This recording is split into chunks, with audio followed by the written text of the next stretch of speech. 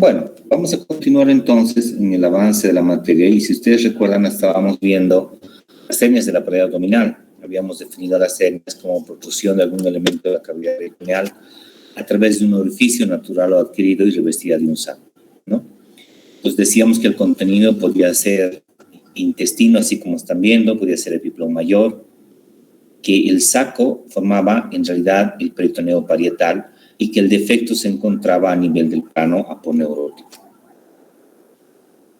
Entonces, los componentes de una hernia son el anillo herniario o defecto, el saco y el contenido, ¿no? Esos elementos son muy importantes que ustedes recuerden, ya que sin eso pues no habría una hernia, ¿no? Fíjense que al tener la pared abdominal, la mayor parte de su estructura estar basada en músculos y aponeurosis, pues hay una predisposición alta de que salgan hernias, decíamos, ¿no? Dentro de estas tenemos las hernias en la región inguinofemoral, que son las más frecuentes que vamos a ver. Dentro de estas están las hernias inguinales, directas, indirecta, la mixta o combinada, y las hernias femorales, ¿no? En la región anterior del abdomen, decíamos, existen las hernias umbilicales, epigástricas o la hernia de Spiegel. Existen también hernias que se protruyen a través del espacio pélvico. Dentro de ellas están las hernias obturatrices, las hernias ciáticas o las hernias perineales. E incluso en la región posterior del abdomen vamos a encontrar las hernias lumbares, ¿no? Aquí debemos ver dos zonas débiles, si ustedes recuerdan, dos triángulos, como es el triángulo superior, o también llamado triángulo de Greenfield, y el triángulo inferior o triángulo de Petit. Entonces, para entender la anatomía o para entender en realidad la fisiopatología de la hernia inguinal y femoral, primero debemos recordar la anatomía de esta región. Y antes de ver la anatomía propiamente dicha, pues estos datos son muy importantes y en realidad esta es la justificación por la que ustedes deben conocer muy bien estas hernias inguinofemorales. Fíjense que el 5% de la población va a sufrir hernia en la pared abdominal en algún momento, ¿no? Eso es una proporción bastante alta. Si ustedes recuerdan, de cada 100 personas que ustedes conocen, 5 van a tener o tienen una hernia. De todos los pacientes que tienen una hernia, fíjense que el 75% son hernias inguinales. O sea, la mayoría de los pacientes que vamos a ver con hernias corresponden a las hernias inguinales. Y 2/3 partes de los pacientes que tienen hernias inguinales tienen hernias indirectas. Ahorita vamos a ver cuál es la diferencia entre hernia directa e indirecta. Por otra parte, las hernias femorales, fíjense que representan un 3% de todas las hernias inguinales. Estas se presentan con mucho menos frecuencia que las inguinales. El sexo masculino tiene 25 veces más riesgo de tener hernia inguinal. Y fíjense que de estas predominan las indirectas. Habíamos dicho en una proporción 2:1 en relación a las directas. Y existe, por otra parte, predominio del sexo femenino de tener hernias femorales y umbilicales, con una proporción de 10:1 y 2:1 respectivamente. O sea, las hernias femorales son más frecuentes en las mujeres y las hernias umbilicales también, pero mucho más frecuentes las femorales. Y este dato también es importante. Fíjense que el 10% de las mujeres, pero el 50% de los hombres que tienen una hernia femoral van a tener o sufren de una hernia inguinal además. En relación a la prevalencia de la hernia inguinal por edad, fíjense que es un poco variable. Aquí vemos por una parte la edad en años, la prevalencia actual, la prevalencia de por vida en porcentajes. Fíjense, entre los 25 y 34 años hay hasta un 12% de prevalencia, y donde vemos con mayor frecuencia es a medida que avanzan los años. A partir de los 65 años generalmente la frecuencia aumenta, así como están viendo, y pues es mucho más frecuente después de los 75 años. Esto también es muy variable, ya que depende un poco de la actividad física que realiza el paciente, de si tiene el paciente obesidad o si tiene algunos otros factores de riesgo que van a pues motivar a que salga una hernia. Para entender un poco cómo es que ocurre la hernia, debemos recordar que el abdomen se puede semejar a un globo. Entonces, el abdomen es muy parecido a esto, ¿verdad? Donde la pared del globo va a ser la pared abdominal, propiamente dicho, y específicamente el plano aponeurótico que decíamos hace un momento. Ustedes saben que el abdomen tiene una presión positiva.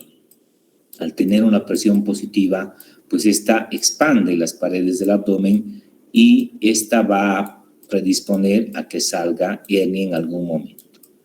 Cuando existen zonas en la pared abdominal, zonas débiles, zonas de debilitamiento, pues vamos a encontrar zonas con una disminución en el grosor, si ustedes quieren, o zonas débiles. Entonces, por una parte, tenemos una zona débil que predispone a que salga una hernia. Esta puede ser congénita o adquirida. Estos se llaman zonas potencialmente herniógenas. Son zonas que van a protruir o que van a favorecer la aparición de una hernia. Y por otra parte, esto generalmente va en combinación con aumento de la presión intraabdominal. Esto por algunos factores, como vamos a ver ahorita, que van a aumentar la presión dentro del abdomen. Es como si ustedes aumentaran el aire en este globo, ¿no? Si eso ocurre, pues obviamente el aire va a empujar la zona más débil que hay en este globo, en este caso, que va a ser la zona por donde existe esa debilidad. Y esto va a predisponer a que el globo tenga esta forma, y a esto se llama hernia en la pared abdominal, ¿no? Y esos factores que van a predisponer a aumentos de la pared o de la presión intraabdominal van a ser patologías pulmonares, como por ejemplo la tos, la enfermedad pulmonar obstructiva crónica, la obesidad, decíamos, porque esta obesidad lo que hace es aumentar el tejido graso. Este tejido graso produce una infiltración en el espacio, en el tejido musculoaponeurótico, y esta infiltración lo que va a provocar es que el tejido sea más laxo, más débil, y se pierda también el colágeno, ¿no? Y entonces, de ahí que favorece la aparición de hernias en cualquiera de las regiones que habíamos visto antes. Otro factor predisponente o la causa probable es el esfuerzo físico que el paciente realiza. Esfuerzo no solamente levantando cosas pesadas, como es de suponerse, sino también es un esfuerzo, por ejemplo, en la constipación crónica, cuando el paciente hace maniobras de valsalva forzadas. Al aumentar la presión en el abdomen, lo hace contrayendo músculos del abdomen, y esto favorece a la aparición de hernias. Lo mismo cuando existe sintomatología prostática, ¿no? Ya sea por un prostatismo o por una hiperplasia prostática benigna. Ustedes saben que existen síntomas obstructivos e irritativos en los pacientes prostáticos, y dentro de los síntomas obstructivos lo que hace el paciente es aumentar el esfuerzo para iniciar el chorro mencionado, ¿no? Y entonces eso también favorece que aumente la presión dentro del abdomen. El embarazo, por supuesto, en las mujeres predispone a aumentos de la presión intraabdominal. En los niños, una disminución del peso del nacimiento menos a 1.500 gramos también es un factor importante. Existen factores genéticos que están involucrados como causas de hernia inguinal. Dentro de ellos están factores familiares, decíamos, la maniobra de Valsalva, la citis, la misma posición erecta, los trastornos congénitos, etcétera, ¿no? Todos estos van a favorecer a la aparición de una hernia. Este conducto inguinal está ubicado por encima del ligamento inguinal en una dirección de arriba hacia abajo y de dentro hacia afuera, ¿no? Y para conocer mejor esta región es importante que nosotros recordemos la anatomía de esta región inguinal. Si nosotros volvemos a lo que aprendimos en anatomía, vamos a ver que por una parte un reparo anatómico va a ser la espina ilíaca anterosuperior, por otra parte está el pubis, y ustedes recuerdan que entre la espina ilíaca anterosuperior y el pubis hay un ligamento, ¿no? Ese ligamento se llama ligamento inguinal. Por encima de ese ligamento inguinal, entonces, está el conducto inguinal propiamente dicho. Decíamos que tiene una dirección de arriba hacia abajo y de dentro hacia afuera, ¿no? Entonces, aquí hay que tener mucho cuidado, porque pudieran pensar que este es el orificio interno porque está cerca de la línea media, y este sería el orificio externo.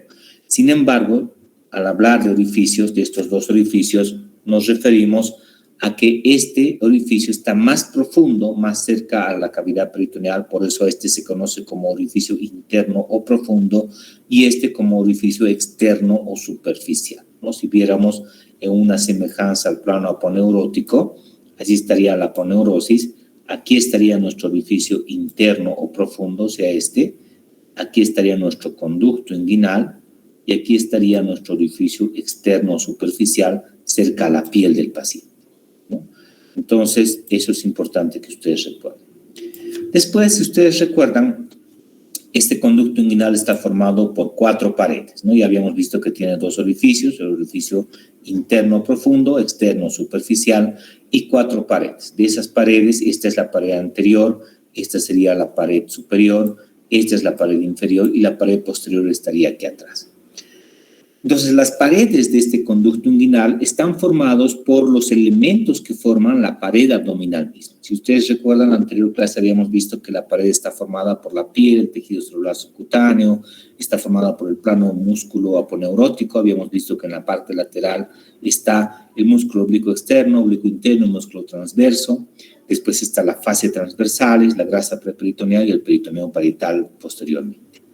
Entonces, si nosotros vemos un poco en la parte media, vamos a encontrarnos que aquí está el músculo recto anterior del abdomen, de un lado y del otro. Entonces, a este nivel no hay músculo recto anterior del abdomen, sino está solamente los músculos laterales que corresponden al oblicuo externo, interno y transverso. Y esos precisamente van a formar también las paredes de este conducto inguinal.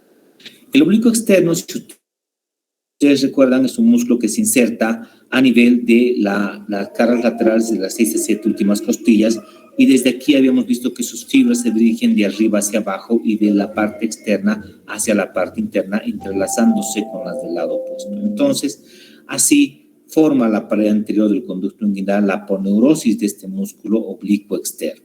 Entonces, el músculo tiene una dirección en este sentido. El músculo oblicuo externo se entrelaza con las del lado opuesto, formando la vaina anterior de los rectos y la línea alba, si ustedes recuerdan. Entonces, a este nivel, las fibras del oblicuo externo van a formar la pared anterior del conducto inguinal. A este nivel no hay músculo, porque el músculo termina aquí arriba.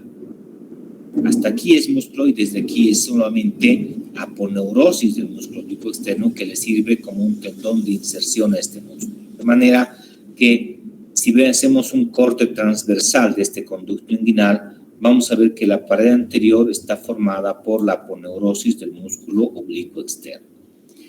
La pared inferior, que es esta que están viendo, está formado por el ligamento inguinal. Este ligamento inguinal es nada más que el borde inferior de esta aponeurosis que habíamos visto del músculo oblicuo externo. Si ustedes recuerdan, este músculo oblicuo externo se inserta, decíamos, en las caras laterales de las 6 a 7 últimas costillas, en la cresta ilíaca, en la espina ilíaca anterosuperior y también en el pubis. Entre la espina ilíaca anterosuperior y el pubis no tiene dónde insertarse esta aponeurosis del músculo oblicuo externo, sino que está suelta a este nivel, y como está suelto, lo que hace es reflejarse posteriormente, hace una reflexión posterior y eso forma el piso o la pared inferior del conducto inguinal. A este segmento de la aponeurosis del oblicuo externo entre la espina ilíaca anterosuperior y el pubis se conoce como ligamento inguinal. Por eso la pared inferior del conducto inguinal está formado por el ligamento inguinal. Si nosotros viéramos la imagen, recordando, decíamos que la pared anterior estaría formada por la aponeurosis del músculo oblicuo externo, la pared inferior por el ligamento inguinal, y habíamos visto que esa pared inferior es nada más que una reflexión posterior de esta misma aponeurosis que es el oblicuo externo, ¿no? Por eso esto forma el piso o la pared inferior del conducto inguinal. Esto sería la parte externa y esta sería la parte interna. La pared superior está formada por el músculo oblicuo interno y músculo transverso. A este nivel, estos músculos, oblicuo interno y músculo transverso, si ustedes recuerdan, también se insertan en la cresta ilíaca, en la espina ilíaca anterosuperior y también se inserta en el pubis, ¿verdad? Entonces estos músculos se insertan como en un arco, así como están viendo, como si fuera un arco. No llegan estos músculos a la altura del ligamento inguinal, sino que terminan aquí arriba. A este nivel, estos dos músculos, oblicuo interno y músculo transverso, se unen sus fibras para formar el tendón conjunto, que en realidad no hay un tendón verdadero. Un tendón verdadero solamente está presente en un 10 a 15% de los casos. En el resto, solo es la unión del oblicuo interno y músculo transverso. Entonces, si volvemos a esta imagen lateral, decíamos, la pared anterior está formada por la aponeurosis del músculo oblicuo externo, la pared inferior por el ligamento inguinal y la pared superior que estaría formada por los otros dos músculos internos. Este es el oblicuo interno que está por dentro del externo y aquí estaría el músculo transverso. Habíamos visto que estos dos músculos a este nivel se unen sus fibras y a la unión del oblicuo interno y músculo transverso se llama tendón conjunto. Por eso el tendón conjunto va a formar la pared superior o el techo del conducto inguinal, esto que están viendo. Finalmente nos resta por conocer la pared posterior del conducto inguinal, que es esta que está aquí atrás. Esta pared posterior está formada solamente por la fascia transversalis. Entonces, aquí estaría formado solo por la fascia transversalis. Si ustedes recuerdan, esa fascia transversalis va todo el abdomen por detrás del músculo transverso. Después de esta fascia transversalis, si ustedes recuerdan, estaba la grasa preperitoneal o tejido adiposo preperitoneal y finalmente estaba el peritoneo parietal. Entonces, repasando o volviendo a lo que decíamos antes, la pared anterior del conducto inguinal está formada por la aponeurosis del músculo oblicuo externo, la pared superior por el tendón conjunto. Este tendón conjunto está formado por la unión del oblicuo interno y músculo transverso. La pared inferior está formada por el ligamento inguinal, que es una reflexión de esta aponeurosis del músculo oblicuo externo, decíamos, y la pared posterior, que es esta, está formado solamente por la fascia transversalis. Conocido así la anatomía, es importante ahora recordar que el contenido de este conducto inguinal en el varón va a ser el cordón espermático, que va a terminar finalmente en la bolsa escrotal, en el testículo. Y en la mujer el contenido es el ligamento redondo, que en realidad es un ligamento suspensorio del hígado. Ahora bien, entonces ya conocemos la anatomía de este conducto inguinal. Habíamos visto que presenta dos orificios, este que corresponde al orificio externo o superficial, este al orificio interno profundo, que tiene 4 paredes: la pared anterior, que es esta, formada por la aponeurosis del músculo oblicuo externo, la pared inferior formada por el ligamento inguinal, la pared superior formada por el tendón conjunto, que habíamos dicho que es la unión del oblicuo interno y músculo transverso, y la pared posterior formada por la fascia transversalis. Ahora es importante aprovechar esta imagen para además ver los límites del triángulo de Hesselbach que vamos a ver ahorita. Entonces, este triángulo de Hesselbach está limitado hacia la parte medial por el borde externo del recto anterior del abdomen. Este borde externo del recto anterior del abdomen forma el límite o uno de los límites del triángulo de Hesselbach. Entonces, ese es un límite. Borde externo del recto anterior del abdomen. A este nivel está en la parte inferior delimitado por el ligamento inguinal. Entonces, el ligamento inguinal forma otro límite de este triángulo de Hesselbach. A este nivel existe la arteria epigástrica inferior que va hacia el ombligo para unirse o anastomosarse con la epigástrica superior, lo mismo la vena. Estos son los vasos epigástricos inferiores. Estos vasos, si ustedes recuerdan, nacen de la arteria y la vena ilíaca externa. Esta arteria y vena ilíaca externa se llama así cuando está dentro de la cavidad peritoneal, y cuando atraviesa el ligamento inguinal se cambia de nombre y se llama vena y arteria femoral, ¿no? Antes que atraviese el ligamento inguinal se llama ilíaca externa, y antes que atraviese, decíamos, da este ramo recurrencial que son los vasos epigástricos inferiores. Entonces, volviendo al triángulo de Hesselbach, en los límites decíamos que un límite es el borde externo del recto anterior del abdomen, el otro es el ligamento inguinal y el otro límite finalmente son los vasos epigástricos inferiores. Así es como se forma el famoso triángulo de Hesselbach. Bien, en esta región inguinal, así descrita, vamos a encontrar dos zonas potencialmente herniógenas, dos zonas que van a predisponer a que salgan hernias en el paciente, ¿no? Y estas dos zonas son, por una parte, el orificio inguinal interno o profundo y por otra, la pared posterior del conducto inguinal. Es decir, en esta región inguinal no existe otras zonas por donde va a protruir la hernia, excepto el orificio inguinal interno o profundo y la pared posterior del conducto inguinal. Estas dos son las únicas zonas por donde va a salir hernias en el paciente. Las hernias que salen por el orificio inguinal interno o profundo, las hernias que salen por aquí, se llaman hernias indirectas, ¿ya? Las hernias que salen por este orificio inguinal interno o profundo son hernias indirectas. Y las que salen por la pared posterior son hernias directas. Las que salen por la pared posterior del conducto inguinal son hernias directas. No hay otra zona por donde salgan hernias. Ahora, existen las hernias mixtas, decíamos, o hernias en pantalón, ¿no? Eso ocurre cuando en el mismo paciente y al mismo tiempo, o sea, en el mismo lado, existen los dos tipos de hernias, tanto directa como indirecta, ¿no? El saco de la indirecta sería así. El saco de una hernia directa sería así. Fíjense que es como si fuera un pantalón, donde la ranura de este pantalón serían los vasos epigástricos inferiores. Si no hubieran estos vasos epigástricos, sería una sola hernia, un solo saco hernial, ¿no? Entonces, no se olviden nunca. Orificio inguinal interno profundo, hernia indirecta. Pared posterior, hernia directa.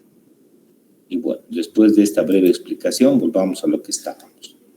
Entonces, decíamos que este conducto inguinal está localizado por encima de este ligamento inguinal y esta imagen nos ayuda un poco a entender un poco eso.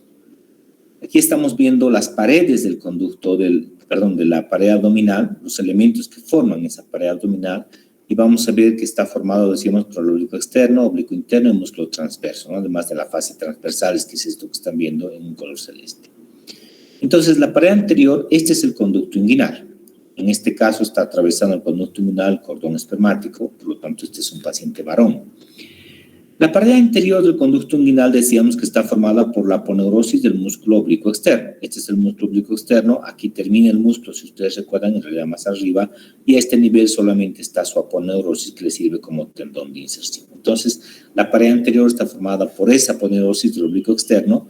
La pared inferior, fíjense que está formada por el ligamento inguinal. Este ligamento inguinal es un ligamento que va desde la espina y la cantera superior hasta el pubis, y fíjense, es una continuación simplemente del borde inferior de esta aponeurosis del músculo oblicuo externo que se refleja hacia adentro, ¿no? Eso hace que sea el piso del conducto inguinal.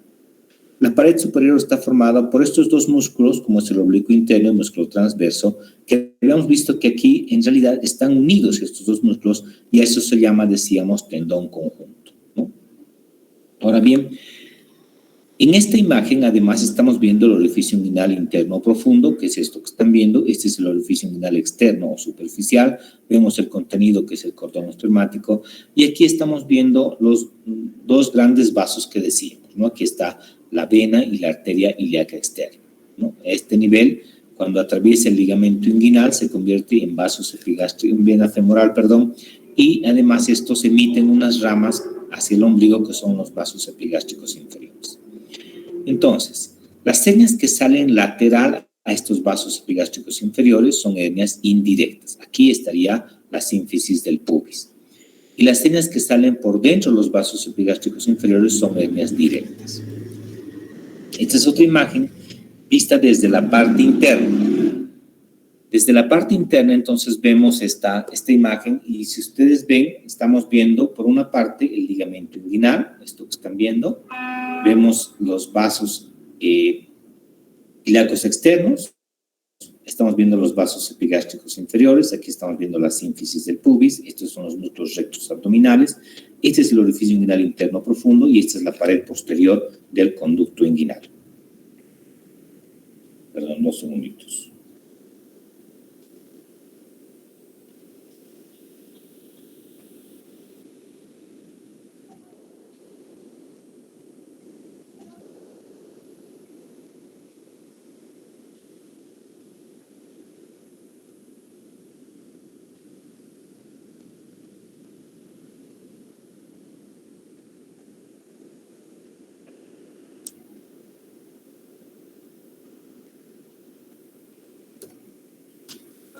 Esta es una imagen interna también, donde estamos viendo desde la parte interna los rectos anteriores del abdomen, la línea alba, la sínfisis del pubis y los mismos elementos que decíamos, ¿no es cierto? El orificio inguinal interno profundo, la pared posterior del conducto inguinal y los vasos epigástricos inferiores.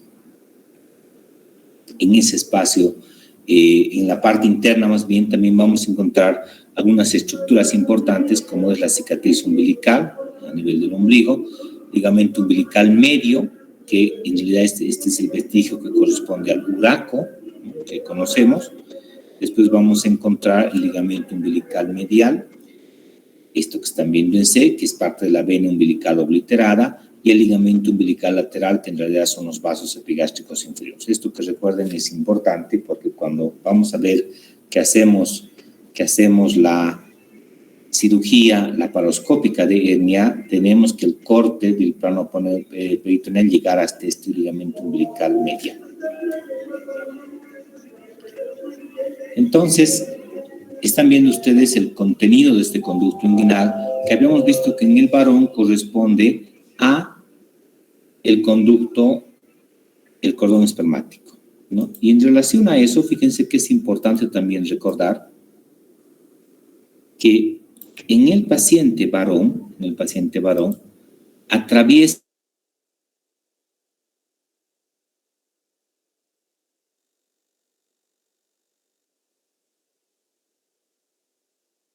este contenido, a través de este conducto, el cordón espermático. En la mujer decíamos, embriológicamente, a este orificio inguinal interno o profundo, conocemos como conducto peritoneo vaginal.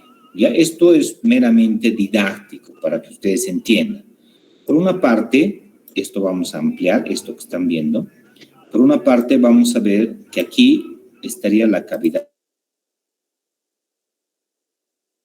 peritoneal. Aquí vamos a ver intestino delgado, intestino grueso, probablemente el epiplón mayor, etcétera, ¿verdad? Aunque en los niños no hay epiplón así tan grande. Entonces, es la parte interna, la cavidad peritoneal. Este segmento, entonces, si ustedes quieren, corresponde al conducto peritoneo vaginal, que en realidad es este orificio inguinal interno profundo.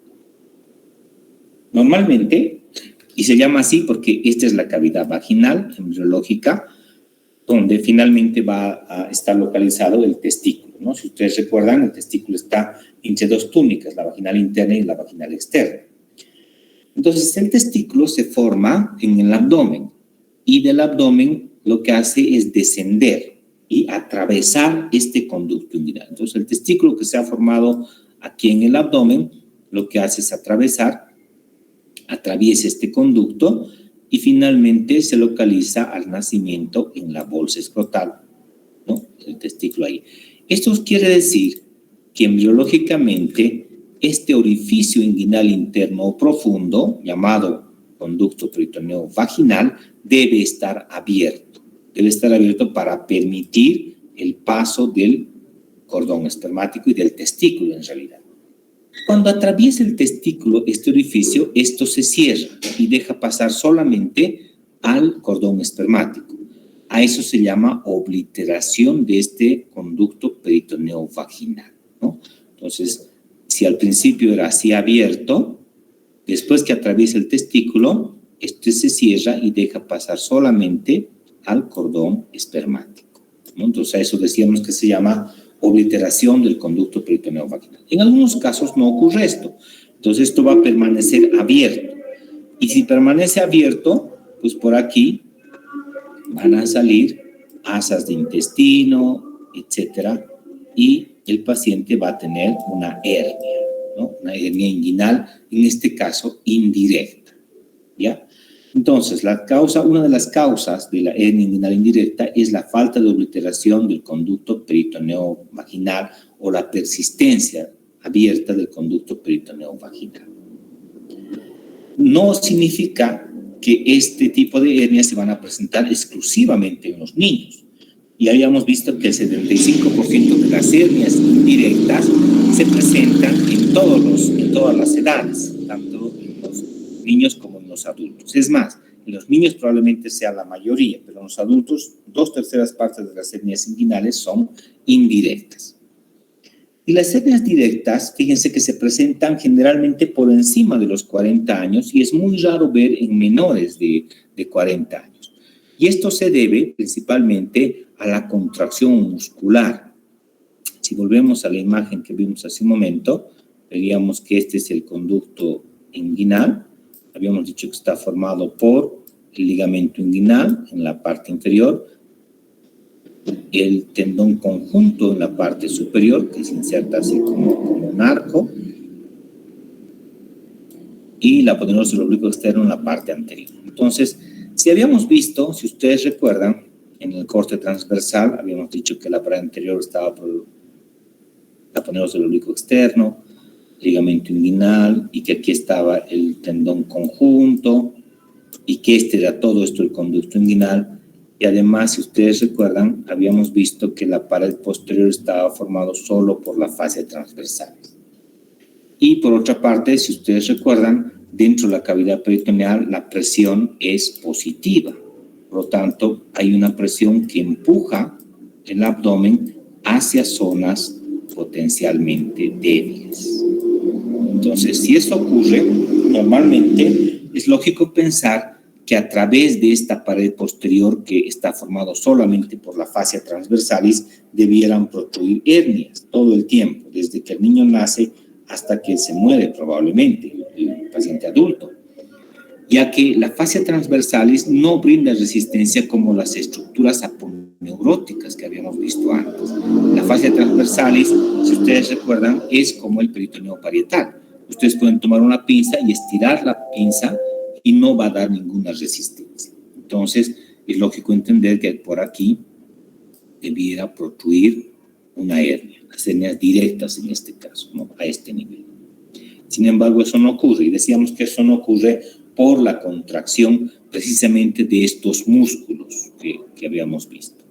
Entonces, cuando se contrae el músculo oblicuo externo, cuando se contrae, sus fibras alan el músculo hacia arriba y hacia atrás, de manera que si nosotros viéramos el oblicuo externo, el ligamento inguinal en realidad, que sería este, y aquí sería el tendón conjunto, y esta sería la zona de la pared posterior, que es una zona débil, decíamos. Cuando se contrae, sus fibras van a ir hacia arriba y hacia atrás de este músculo oblicuo externo y del ligamento inguinal mismo. Entonces, cuando esto ocurre, este ligamento inguinal asciende. Al ascender, fíjense que cierra parcialmente esta pared posterior. Por otra parte, este tendón conjunto, cuando se contrae, sus fibras se tensan. Acuérdense que la inserción es como si fuera un arco.